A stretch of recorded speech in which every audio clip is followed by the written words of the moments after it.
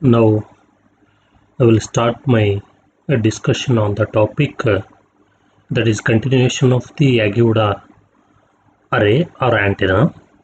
So now I will start with in this session basic operation of the Aguda array. As I showed in previous class, Ag antenna is consisting of reflector, dipole, driven folded dipole antenna, and directors. So the phases of the current in the parasitic elements depend on the length and distance between the elements. The phases of the current in the electric parasitic element depends upon the length and distance between the elements. Now, parasitic antenna in the vicinity of the radiating antenna is used either to reflect or to direct the radiated energy so that compact directional system is obtained. What are the parasitic elements? The directors and reflectors. Except for driven element, maximum number of elements in the Yagi-Uda array or antenna is 11. So all these are called as parasitic elements because these elements in the Yagi-Uda array which have not directly input the power. The power from the source is directly applied to the driven element or active element. Except this driven element, all these are accepting or depends on the power radiating from the driven element. So therefore, parasitic antenna in the vicinity of radiating antenna. Parasitic antenna means the parasitic elements in the vicinity of radiating antenna means here radiating antenna is driven element are either used as a reflector or they may be used as a director for radiate the energy. How they are going to radiate the energy? A compact directional system is obtained. Compact directional system pattern must be very narrow so that your uh, placement and distance between the each element and the phases and currents and voltages through all the parasitic element is applied on the either side of the driven element. A parasitic element of length greater than lambda by 2, it is inductive. What is the parasitic element which is having a greater length comparatively lambda by 2? So that is what you can see. This is your reflector. Reflector is greater than lambda by 2 element comparatively all these elements. So your parasitic element of length greater than lambda by 2 is called as inductive because in this reflector it lags and the length of less than lambda by 2 is capacitive and remaining parasitic elements are capacitive in nature. The parasitic element which is having the length greater than lambda by 2, that is called as reflector, is inductive in nature, whereas other than driven element which are called as a parasitic element or directors which are its length is less than lambda by 2, those parasitic elements are capacitive. Here in capacitive elements current will leads the current because of induced voltage. Spaced elements of length less than lambda by 2 acts as a director and the fields of driven element. Each director will excite the next.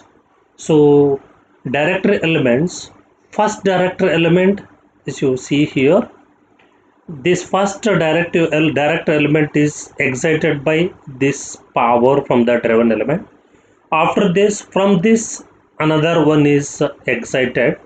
So like that all the powers are depends on the previous element power, right? So therefore they are called as a parasitic elements. The reflector adds the fields of driven element. in the direction from the reflector towards the driven element. What is the main function of driven reflector is reflector will adds the fields of driven element in the direction from the reflector towards the driven element. The greater the distance between driven element and director element. What is the distance between driven element and director element? So this is driven element and this is director element. This distance is large. The greater the capacitive reactance. What will be happen?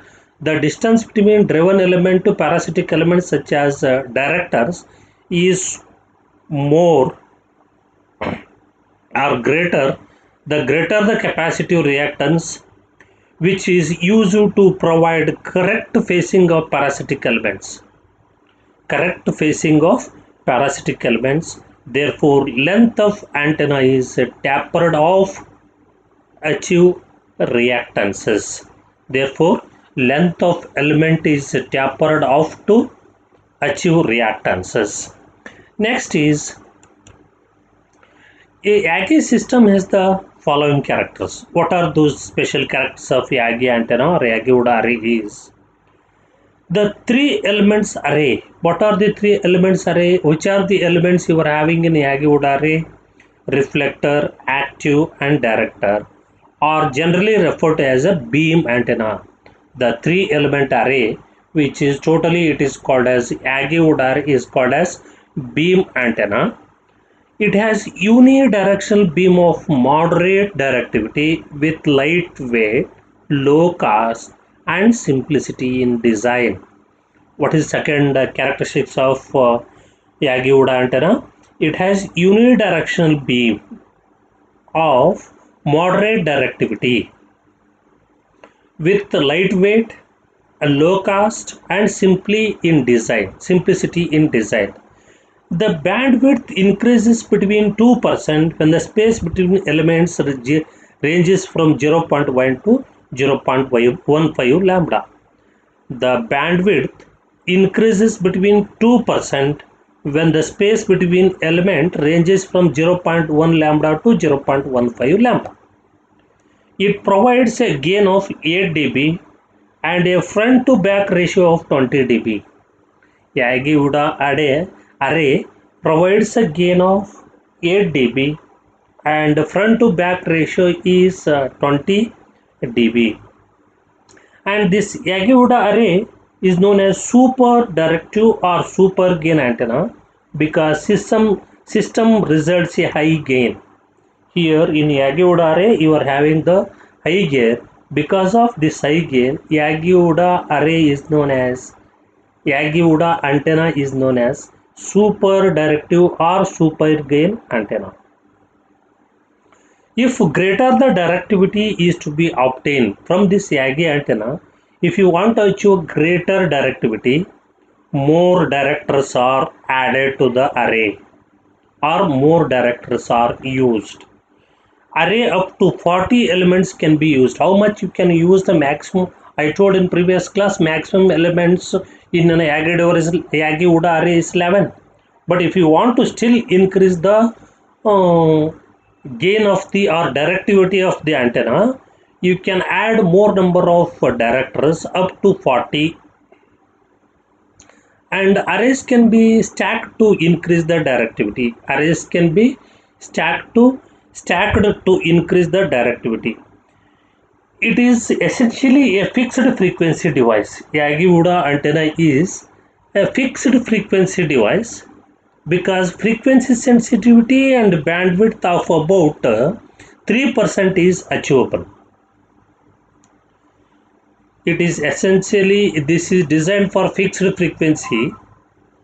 Frequency sensitivity and bandwidth is up to 3% it can be achievable. So now to increase the directivity of Yagi array, it can be stacked one above the other or one by side of the other. You can put the elements below or above the driven element or side by side in a broadside manner. You can use the all elements to increase the directivity in Yagi-Uda antenna. Now I will move on to parabolic reflectors. You see here, this is your parabolic reflector figure. So this is how. Okay. So I hope this is with the shape of a parabola which is having vertex P. All parabolic parameters you should know to understand this concept. I hope you know what is parabola, what are the main vertex. This parabola is used as a reflector antenna. Okay. Now here referring to the above, this is also same as previous figure. It is required that distance from the source to the plane wave front via path 1 and 2. This is path 1 and 2. The distance required from the source to the plane wave front from path 1 to 2 be equal, or parabola general properties are referred to the figure B. The same figure, figure A, in figure B. This is second figure B.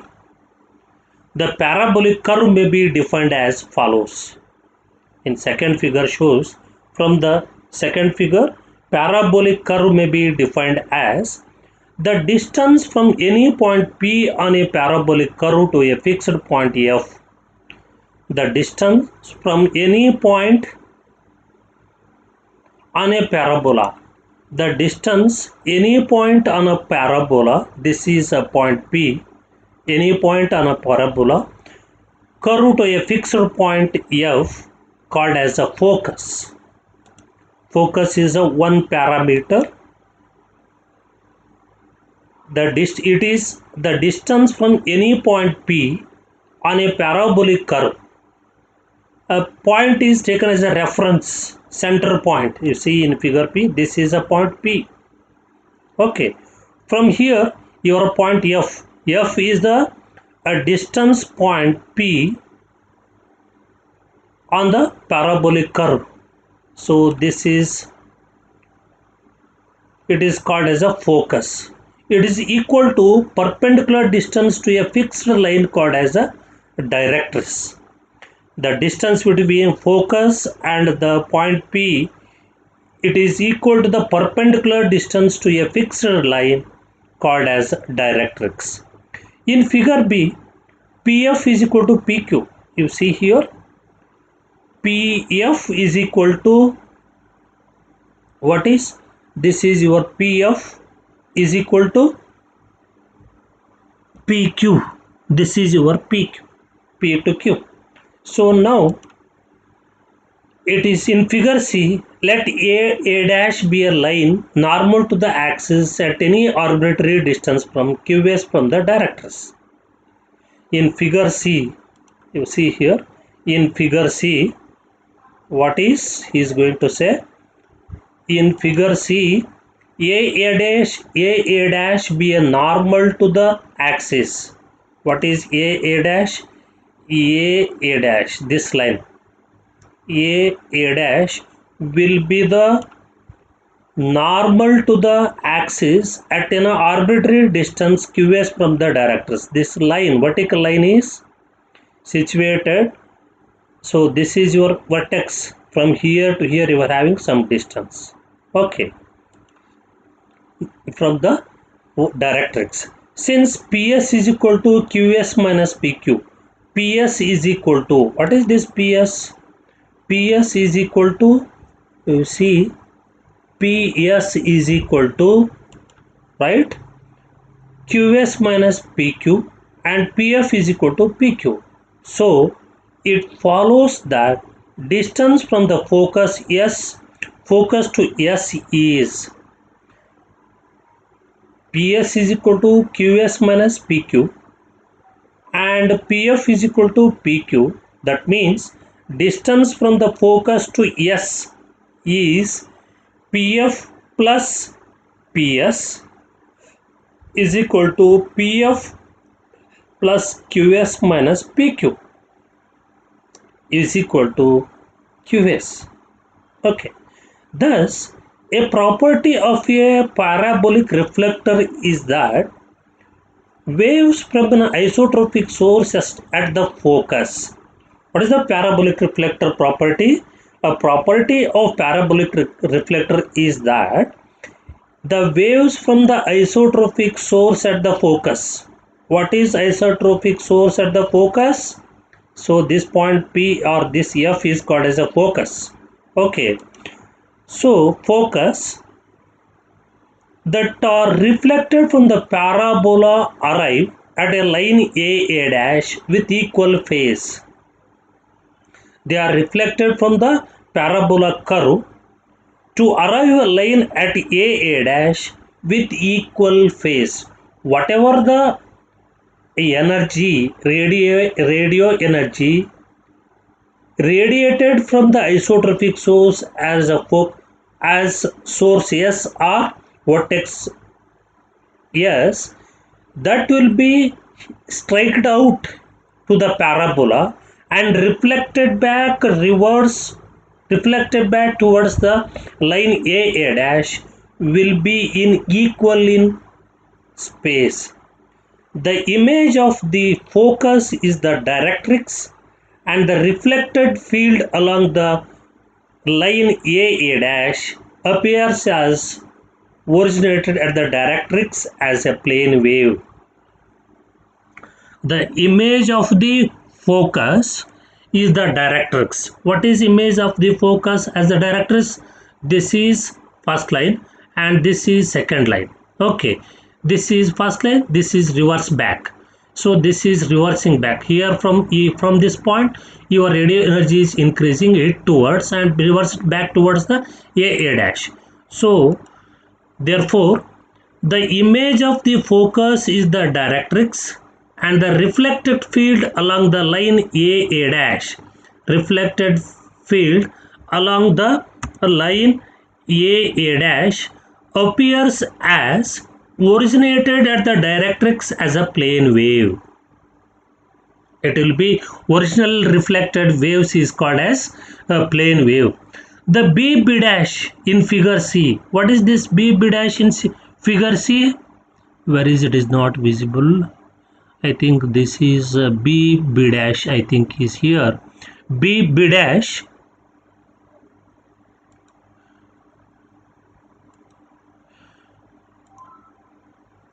B dash at which a reflector is cut off is called the aperture plane. Where your line B dash at the B dash a reflector is cut off is called as aperture line. Now second property is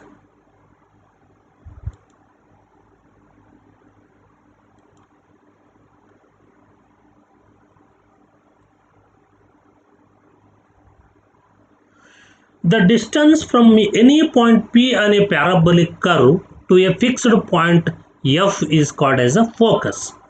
Okay.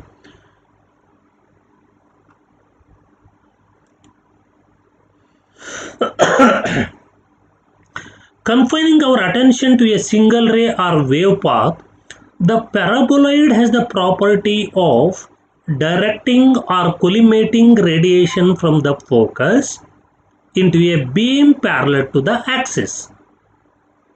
If we are going to consider the single ray or wave path, the paraboloid has the property of directing or collimating radiation from the focus into a beam parallel to the axis. The presence of the primary antenna in the path of reflected wave. The presence of the primary antenna in the path of the reflected wave. As in the above examples, it has two principal disadvantages. What are those disadvantages? These are: first one is waves reflected from the parabola back to the primary antenna produce interaction and mismatching. The waves reflected from the parabola back to the primary antenna produce interaction and mismatching. at point P or source S, your original radiating energy is directed towards the parabola. Once it reach the parabola, so it will reflect it towards a dash line. So waves reflected from the parabola back to primary antenna, it will produce the interaction and mismatching. They are not both are same. Second property is primary antenna acts as an obstruction, blocking out the central portion of the aperture and increasing the minor lobes. And the primary antenna acts as an obstruction, blocking out the central portion of the aperture and increasing the minor lobes. What is the main function of the primary antenna? It acts as an obstruction. It will produce the disturbances and it will block the central portion of the aperture and increases the minor lobes. Now, these are the to avoid both effects, these properties what I have mentioned above.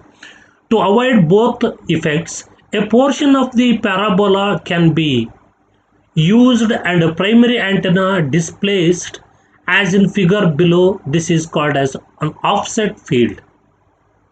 To avoid the above effects, a portion of the parabola can be used and the primary antenna displaced as in figure below shown. This called an offset field. You see figure A. See, this is primary antenna.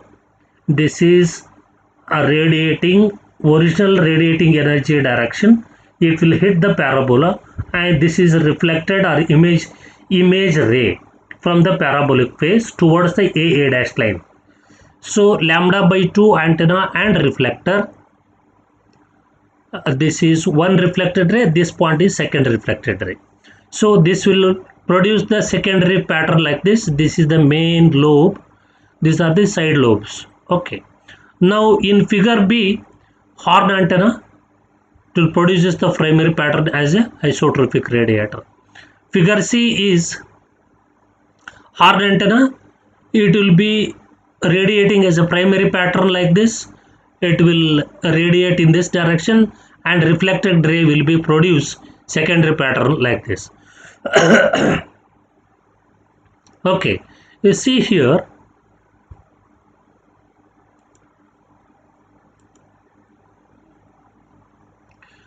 Let us next develop an expression for the field distribution across the aperture of parabolic reflector.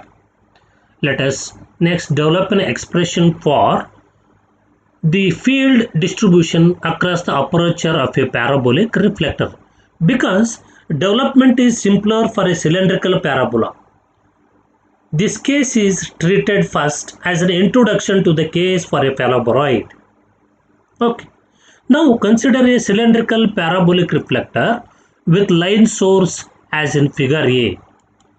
As in figure A, this is parabolic field structures. This is figure A. Here, this is a source which radiates electromagnetic energy. This is array axis. So this is the source, radiation source is at a distance r and it makes an angle theta, and this is d theta. So d theta is an elemental angle between the distance from the source to this point. Okay, so this is A, which produces the line source at locus. This is called as a line source, and this in figure B it is used as a point source at locus. So these are the examples of parabolic feed sources. See, now using this we are going to consider a cylindrical parabolic reflector with line source, and that is in figure A. The line source is isotropic source in a plane perpendicular to its axis. Okay, so for a unit distance in the z direction, the power P in a strip of the width dy is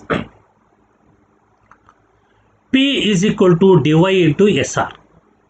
Okay, where SR is the power density at Y watts per meter square, that is Poynting vector. P is equal to U dash into d theta. U dash is what? It is a radiation intensity per unit solid angle, that is U. U dash the power per unit angle per unit length in the direction. So S y into dy is equal to, that means Sy dy is what? Sy dy is the power per in z direction, power p in a strip width of dy. So therefore comparing this p is equal to dy into Sy and p is equal to u dash into theta d theta. So I am making the ratio of Sy by u dash, Sy by u dash. So you'll be getting 1 divided by d by d theta into r sin theta. So now r is equal to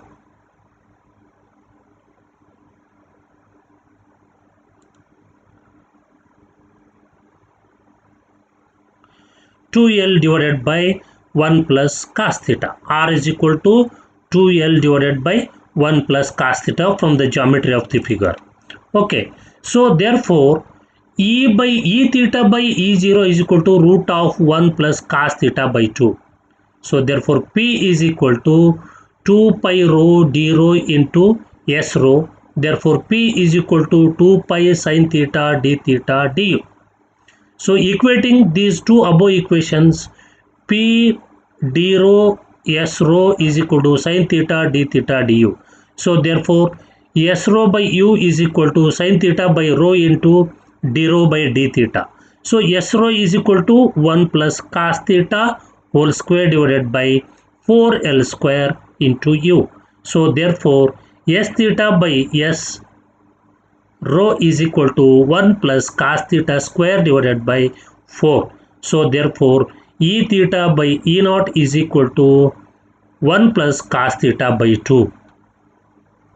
So this is how you are going to derive the equation for the field component of this field intensity ratio of the aperture is given as like this. So now I will stop this session. I will continue in the next class, in the next video. Thank you for watching with patience to my video. Thank you.